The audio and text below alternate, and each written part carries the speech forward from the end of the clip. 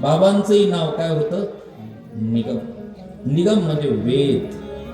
म्हणून आपल्या भागामध्ये सगळ्यांना प्रोत्साहन प्रेरणा देणारे आधार स्तंभ एखाद्या वटवृक्षाप्रमाणे ज्यांचं जीवन होतं. उभे राहिल्याच्या नंतर कसलाही माणूस असो पाहिलं की गारच होणार.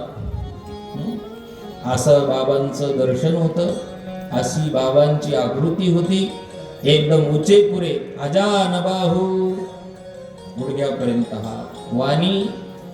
शब्द टाकल्याच्या नंतर प्रतिउत्तर समोरचा देऊ शकत नव्हता. आणि बाबांची छाया आपल्या सगळ्यावर आहे. जसं पितांबर करी धरी छाया, ज्याप्रमाणे भगवान परमात्मा धारण करतो छाया, आपल्या भक्ताला कष्ट होऊ देत नाही, त्याप्रमाणे आजही आपल्या बाबांचं प्रेम आपल्यावर आहे.